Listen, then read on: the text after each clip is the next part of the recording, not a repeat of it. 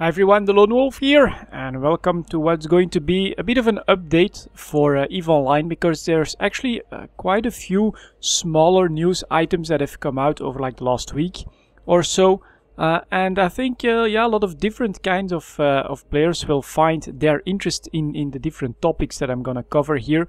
So I thought, why not just make a quick general update video about EVE Online.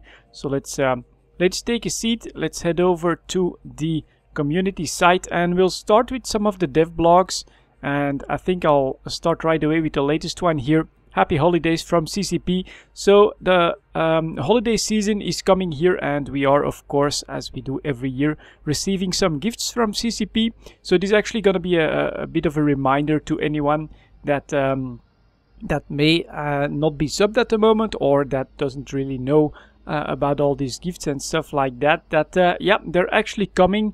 We'll get snowballs, we'll get fireworks, we get like special clothes as well for one female and one male, if you're into that sort of thing, to pimp out your character a little bit.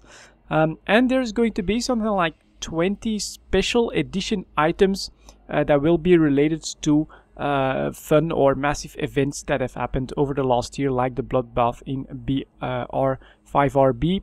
One was already found and I think posted somewhere on Reddit. You know, Kriba has like a special miner dedicated to him. So good stuff like that. I think if you want to check out all of the details, just head over to the dev blog. But over here, for instance, I think everyone gets 2 festival launchers, 500 snowballs, 200 barium, copper and sodium fireworks, a male outlaw jacket and 1 female outlaw jacket. And so that's probably gonna be these that you're seeing right there on that picture.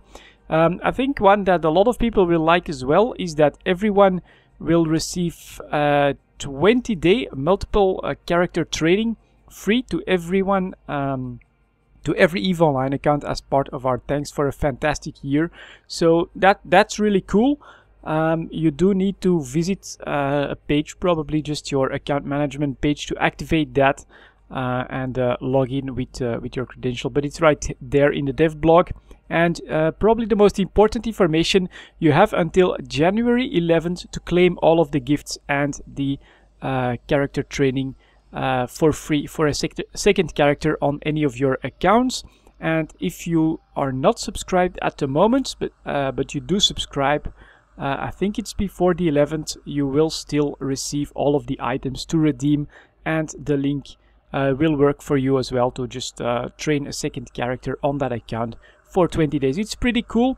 I already know what I'm gonna get my alt into with his 20 days. But yeah, the gifts, you know, they're back. It's the holiday season, and don't forget about those.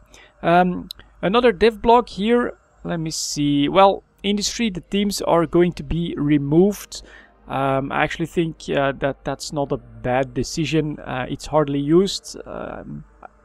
Honestly, after it's been deployed on the first day, I just checked it out to see what kind of amounts people would bid, and other than that, I've never even seen or experienced or felt any consequences when it comes to the teams here. So it was really quite limited, and CCP is deciding to remove that. No need to go over the entire dev block, I think.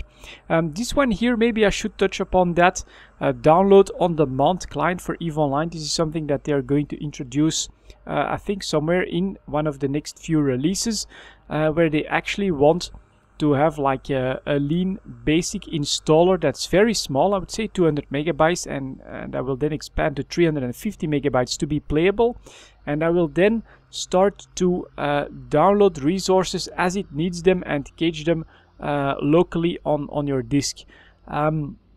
It's interesting, but the one worry, of course, that I think most people will have is, will this impact my performance while in the game?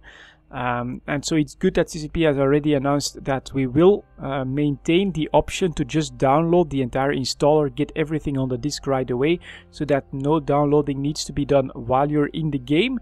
But if they can make this work, of course, the way they intend to, without any loss of performance, and if it's still a seamless experience, it could of course help for the people that are worried about the download size to give the game a try. You know, it could help on that end, and perhaps indeed make if available on machines that are a bit less powerful, that have less memory and things like that. So, well, it's an interesting technical experiment I think that they're gonna run here, but I'm really glad to read that CCP is still going to maintain the full client download as well as an option. Honestly, I think that's really paramount, because it's really the one worry that I have, is that if I was forced to use the system and it would have an impact on the game, I mean, I would be quite livid, knowing that well, I could just keep going the way I'm doing right now, just download the entire patch, install that, get in the game, and not have to worry about any of downloading while I'm actually playing the game. So, well, we'll have to see how it all works out, but just a quick notification that something like that is also coming. It should have one big benefit, in that those downloaded resources will actually be shareable or shared by multiple accounts if they're installed on the same machine. So that could really drastically reduce the amount of memory you need for multiple accounts. So it might have an advantage for existing players in that sense.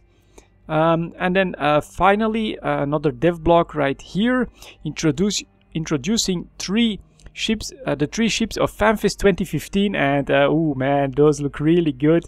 So it's Dominic's, Tristan and Vexor Quave edition blue ships. Look pretty damn good. Everyone attending FanFest is going to get one run blueprint copy of those. Honestly, I'm not going to go to FanFest, but I want one of those Dominic's for sure. So I'll be hunting around and looking for one of those Dominic's or one of those blueprints to be on sale. Maybe put aside a little bit of ISK to get one, because yeah, pretty cool stuff, and I definitely want one of those ships, maybe even one of each of them, because I do like to have some vanity ships lying around here and there. So that's pretty cool. And then finally, for the people that actually are interested in what's going to come in the upcoming releases, let's go towards the forums. And where was it? Features and ideas discussion.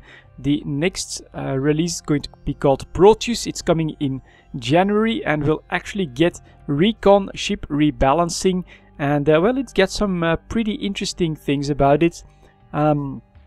Their main goal was really to bring the recons a little bit closer to the Tech 3 cruisers. I think at the moment Tech 3 cruisers can do anything recon ships can do, but better.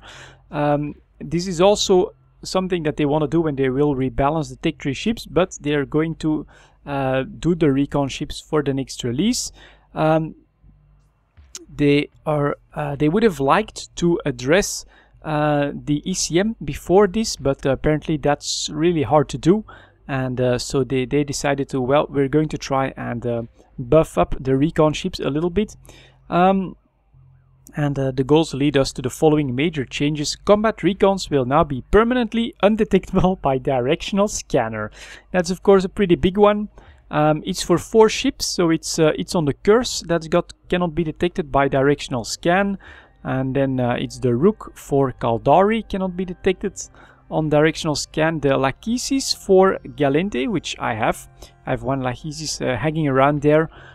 Somewhere in Galente space, so that's actually pretty good for me. And then finally the Hugin as well will no longer be detectable on D-scan.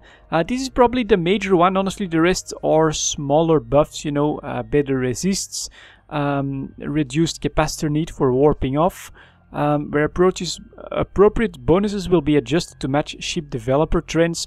All 8 recons are having their capacitor pool and capacitor regeneration buffed roughly 20%, increase in cap regen, and the average maximum velocity across the class is going up by around 20 meters a second. So they're getting some buffs when it comes to capacitor, resistance and speed, so they just basically become better ships in pretty much all sense of the word. But yeah, combat recons will now be permanently undetectable by directional scanner. It's really interesting, but I think we shouldn't jump to conclusions when we read about this change. My very first reaction was that's just not going to come in the game. You know, a ship that can't be seen on D-scan, that's just not fair. But honestly, it's pretty much giving it's pretty much the same as a covered up's cloak anyway. So I actually think that it sounds like something that's completely overpowered, but it's not that bad. In fact, I think for offensive PvP and stuff like that, it's not gonna have that big of an impact. Whatever advantage you get from this undetectability on D-scan, you can get from a covered up ship as well. So the real change, the real buff here, the way I see it, is that you could now take one of these ships and do some PvE content in dangerous space without being visible on D-scan. And honestly, I think that that's where the increase in demand is going to come from, where the new use is going to come from. These ships are they're gonna be new exploration ships for wormhole space, for low sec, for null sec, because well, you could just you'll still need to probe down like a relic or a data site, but then you can do that site without being visible on D-scan. So that is probably going to change some of the dynamics there as well. I mean, if you're hunting for those guys, you'll want to check up on the site more often and things like that. But honestly, when it comes to PvP and balance, this is not that different from a covered up's cloak. So I actually think it's not that big of a deal. It'll just give it different uses in a completely new niche. And the way I see it, the biggest niche that's going to be able to take advantage of this are going to be explorers in dangerous space, because they'll be able to actually do their hacking, do the sites, maybe even combat sites if you do it like in a small group or something like that, without being visible on D-scan. And that's actually a pretty big deal. But when it comes to PvP, ganking and things like that, it's not such a big deal. So I actually think my first reaction was, no, that's just not gonna happen, that's too crazy for words. But thinking about it a little bit, this actually gives an advantage, not so much in PvP or in ganking or in things like that. You know, you could cover those, you could do the same thing, have the same effect with the covered up's cloak, but yeah, doing some different stuff without being visible on D-scan, being able to use your ship in an anomaly or in a signature, that's really, I think, where the big advantage of this change is actually going to lie. So it's a very interesting concept. And yeah, let's hope that CCP keeps coming with the rebalancing, and I'll keep you guys up to date, of course. Anyways, there you go. That's a little bit of general news. Don't forget your gifts. January 11th, you want to be resubbed, or you want to claim your gifts before that. And other than that, yeah, just look forward to more news on the new releases. Proteus coming in January. And of course, hopefully we'll see some stuff on CC as well. Thank you very much for watching. I'll see you all next time.